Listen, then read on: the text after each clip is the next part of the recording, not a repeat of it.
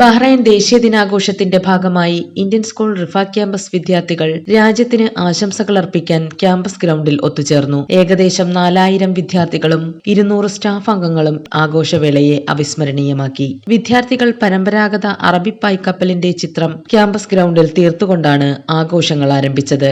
Bahrain പതാകയുടെ നിറങ്ങളിൽ വസ്ത്രം ധരിച്ച് അധ്യാപികമാർ അവരുടെ ക്ലാസുകളിൽ നിന്ന് ക്യാമ്പസ് ഗ്രൗണ്ടിലേക്ക് കുട്ടികളെ നയിച്ചു. ദേശസ്നേഹ സ്മരണയിൽ ദേശീയ ഗാനാലാപനം നടന്നു. School chairman Prince S Natarajan, ഭരണസമിതി അംഗം Binu Mannil Varghese, assistant secretary Premalatha NS, principal Pamela Xavier, അധ്യാപികമാർ, വിദ്യാർത്ഥികൾ, രക്ഷിതാക്കൾ എന്നിവർ ചടങ്ങിൽ പങ്കെടുത്തു.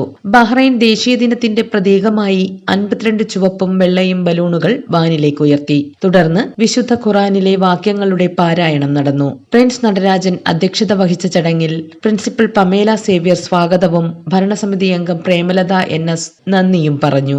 1, 2, 3 ക്ലാസുകളിലെ വിദ്യാർത്ഥികളുടെ പരമ്പരാഗത നൃത്ത പരിപാടികളും വൈവിധ്യമാർന്ന അറബിക് വിഭവങ്ങൾക്കൊപ്പം പരമ്പരാഗത ബഹ്റൈൻ അലങ്കാരങ്ങളും ക്യാമ്പസിന് നിറം പകർന്നു.